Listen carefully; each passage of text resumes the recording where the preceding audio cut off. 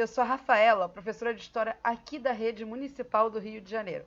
Sou uma mulher branca, de cabelos curtos e escuros. Estou usando uma blusa azul, brincos de flores vermelhos.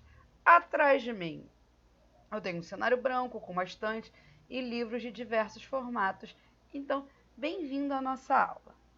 Bem, mas antes de começar de fato a aula, vamos jogar um pouquinho? Eu adoro jogar, né?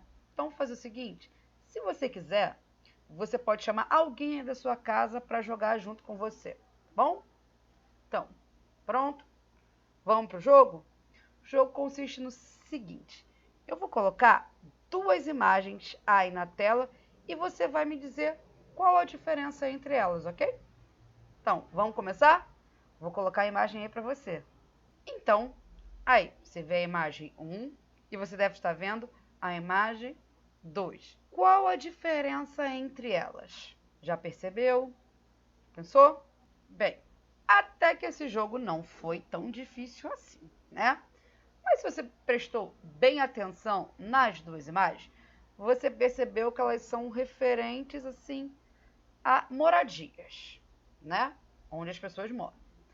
Na primeira imagem, você viu que era uma barraca, né? No meio do deserto. Agora, pensa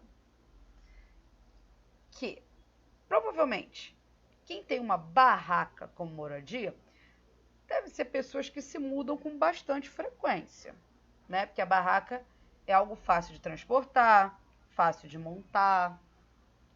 E a imagem 2? A imagem 2 é uma casa, num bairro, uma casa que tem, né? Tem um carro ali na garagem, né? Então, provavelmente quem mora na casa 2 não deve se mudar com tanta frequência como quem mora numa casa 1. Porque pensa no processo de mudança de uma casa para outra se você já se mudou. Não é a coisa mais fácil do mundo, né? Então, se você percebeu a diferença entre essas duas formas de moradia, você já começou a estudar o tema da aula de hoje, que são nômades e sedentários. Mas antes da aula propriamente dita, a gente precisa saber o que significam as palavras. A palavra nômade são povos que não possuem uma habitação fixa. Eles permanecem em eles não permanecem em um único local. Os nômades, eles são tipos caçadores e coletores, ou seja, vivem de caça, de pesca, de coleta de animais. E aí, quando tem uma necessidade, eles se deslocam de um lugar para o outro para procurar melhores condições de vida. E a palavra sedentário? Você conhece? Essa já está mais fácil, essa você já deve ter ouvido em algum lugar, né? Bem, atualmente usamos o termo sedentário para falar daquelas pessoas que não fazem atividade física, ou seja, elas ficam muito paradas, elas não gostam muito de sair de casa, é hora de história, mas é sempre bom lembrar que a atividade física faz muito bem à saúde, todo mundo tem que praticar, ok? Mas voltando, esse significado de sedentário que utilizamos atualmente, ele nos ajuda a pensar a ideia de sedentário para populações. Vamos lá.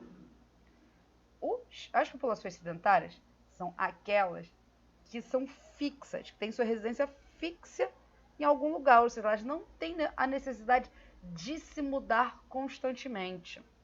Bem, agora que você sabe o que é nômade, sedentário, me diz aí, você é uma pessoa nômade ou você é uma pessoa sedentária? Bem, a maioria da população mundial hoje é sedentária, mas nem sempre foi assim. Vamos estudar justamente o caminho que a humanidade percorreu até se tornar a maioria sedentária? Então, perfeito. Mas antes da gente estudar esse caminho, tem algumas coisas que elas precisam estar bem, na cabeça. Primeiro, a humanidade ela nasce na África. Isso mesmo, a humanidade ela nasce na África. O continente africano, ele foi berço da humanidade. Por quê, Se pensar que a África, primeiro, é um continente, como eu já falei, e nela existem diversos tipos de paisagens. Por exemplo, você tem o maior deserto do mundo, que é o Saara, você tem grandes florestas tropicais, você tem áreas planas como a savana. Então, com tudo isso, será muito fácil de encontrar alimento. E havia caça, havia plantas para alimentação, tudo isso. Como é que a gente sabe disso da África? Porque o fóssil mais antigo do mundo foi justamente encontrado na África. É a Lucy, que foi encontrada na Etiópia. E a gente vai ver uma foto do esqueleto da Lucy agora. Olha a Lucy aí. Na verdade, o esqueleto que foi encontrado. A Lucy é um fóssil de... Agora, vamos lá. Uma palavra difícil, mas eu vou tentar falar. Australopithecus afarensis. Ela tem 3,2 milhões de anos. Foi descoberta em 1974. E se chama Lucy por causa de uma canção dos Beatles, Lucy in the Sky with Diamonds. Vale falar também que definiram Lucy como uma fêmea. Então, você aí de casa deve saber que os historiadores, para facilitar os estudos da história, dividem a história justamente em períodos ou idades. Então, e essa aula de hoje, fala sobre nômade sedentário, já vimos a Lucy, ela se encaixa em qual período da história? Ela se encaixa num período antes da invenção da escrita. Em alguns livros a gente chama isso de pré-história, mas esse nome ele não é muito legal, ele é bem complicado de usar. Por quê? Porque se você ouve o termo pré-história, você parte do pressuposto que esse período que a gente está estudando não tem história. E a gente vai ver, justamente na aula de hoje, quanta história tem nesse período. Então, o nome pré-história não é tão legal. Vamos usar, então, antes da invenção da escrita, né? E para entender melhor esse período que a gente está estudando, vamos dar uma olhada numa linha do tempo para a gente ter a dimensão de quantos anos a gente está falando. Ela vai aparecer agora aí na tela.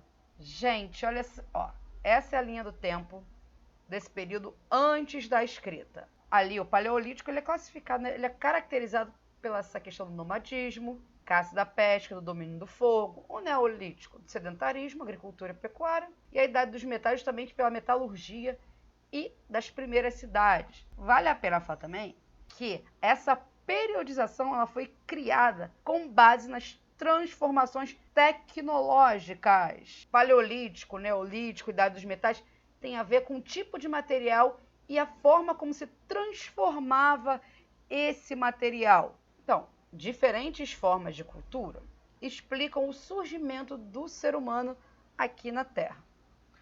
Uma das formas de explicação chama-se criacionismo, que acha, por exemplo, que a origem do universo e da vida se baseia numa crença de um poder superior. Para os criacionistas, todas as formas existentes, elas teriam sido criadas por entidades sobrenaturais, como um deus, vários deuses.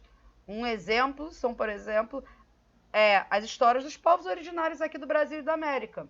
Você já ouviu alguma história indígena falando o surgimento do ser humano? Então, geralmente é isso, vem de um ser superior. Vale ressaltar que não devemos ser intolerantes a essas histórias, porque às vezes elas estão ligadas mais à identidade dos povos. Entendeu? O indígena atual, ele continua falando sobre essas questões para reafirmar a sua identidade. Então, não tem espaço para intolerância nesse caso, ok? Já os cientistas, eles acreditam na teoria da evolução, ou também conhecida como teoria darwinista, por causa de Charles Darwin. Então, nessa teoria, os indivíduos de uma mesma espécie, eles apresentam uma grande variação entre si. Algumas dessas variações aumentam as chances de reprodução ou de sobrevivência desse indivíduo. E por isso, ele poderá produzir mais descendentes. Após várias gerações, as características que aumentarem as chances reprodutivas de sobrevivência daqueles indivíduos estarão cada vez mais presentes nessas populações. Então, essa teoria da evolução que hoje em dia os cientistas acreditam. E as primeiras sociedades aqui? Vamos falar um pouquinho sobre elas. As primeiras sociedades que surgiram na história, elas eram nômades, né? E a gente sabe o que significa nômade. Elas eram coletoras, e caçadoras. Ou seja, esses hominídeos, né? A raiz lá do ser humano, eles dependiam da disponibilidade de animais e de plantas nos locais que eles habitavam. Quando esses recursos acabavam, esses grupos se deslocavam para outros lugares, justamente sempre atrás do que comer. Esses hominídeos, eles também construíam suas próprias ferramentas, que podiam ser de diversos materiais. Pedra, chifre de animal, madeira, várias outras coisas que eles encontravam. Essas características que estamos falando, se você lembrar lá daquela linha do tempo, a gente está no período paleolítico ou idade da pedra lascada. Lembra que eu falei que os nomes têm a ver com as tecnologias? Então, idade da pedra lascada justamente pelo tipo de ferramenta que esses hominídeos fabricavam. A gente vai ver agora um exemplo de uma dessas ferramentas aí na tela. Observa aí as pedras que geralmente eram usadas nesse período da história. Foi no Paleolítico também que as pessoas passaram a controlar o fogo, que é bastante importante. Porque o fogo era usado? Aquecimento, proteção, iluminar os interiores das cavernas, cozimento dos alimentos também. Então, esse período vou ter bastante coisas interessantes. Domínio do fogo, cozimento dos alimentos. Tudo isso a gente vê justamente no Paleolítico. Então, para além disso, também foi nesse período que os primeiros bandos começaram a construir as primeiras habitações e também criar roupas, geralmente de pele de animais. Bem, também teve início as primeiras produções artísticas, que a gente vai chamar de pinturas rupestres.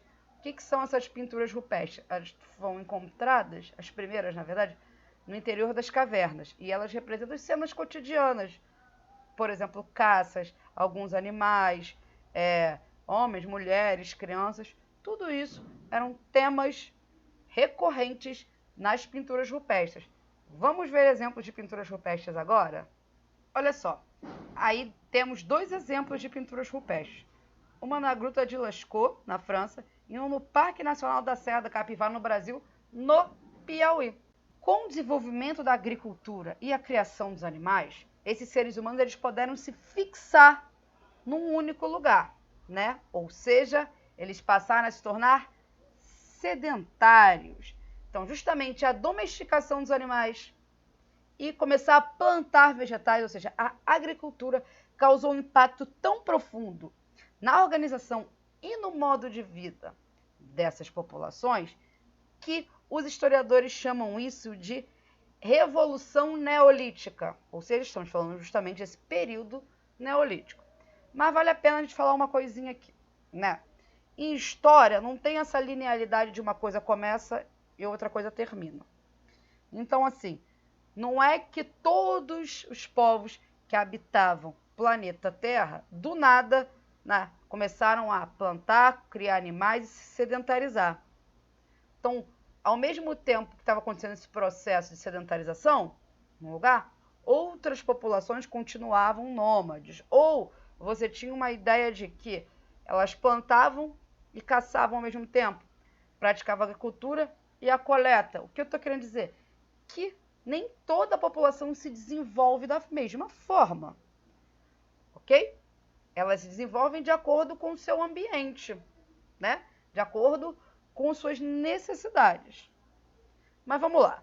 O que essa galera plantava nessa época? Geralmente plantava-se arroz, batata, aipim, milho, cevada, centeio, trigo. E a pecuária? Geralmente eles domesticalizavam porcos, bois, cabras, carneiros. Todo esse processo também foi fundamental para a população crescer de tamanho de volume. Começaram a nascer mais gente e morrer menos gente. Então, com a sedentarização, passou-se a construir também moradias permanentes, né? As pessoas passaram a ficar mais tempo no mesmo lugar. E com isso, os seres humanos lá do período neolítico passaram a construir casas de pedra, madeira, argila, não necessariamente mais precisavam de barracas de pele de animal. E essas casas passaram a ser maiores e uma casa passou a ser perto da outra. E aí, isso tudo foi começando a gerar o quê? Aldeias. Ou seja, era um início do processo das cidades.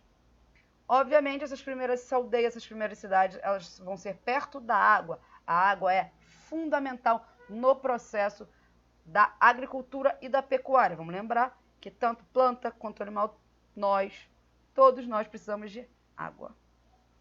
Então, galera, vimos na aula de hoje justamente o caminho percorrido pela humanidade, desde o processo, né? Desde o nomadismo até o processo de sedentarização, e como a agricultura e pecuária foram fundamentais para isso. O dia está acabando, mas não sem antes um desafio.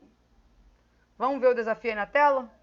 Então, galera, falamos muito sobre nômades sedentários, que hoje em dia a população mundial é, em sua maioria, sedentária. Mas ainda existem algumas populações nômades. Então, faça uma pesquisa e descubra qual povo ainda vive de forma nômade. Eu vou ficando por aqui. Até a próxima e tchau, tchau!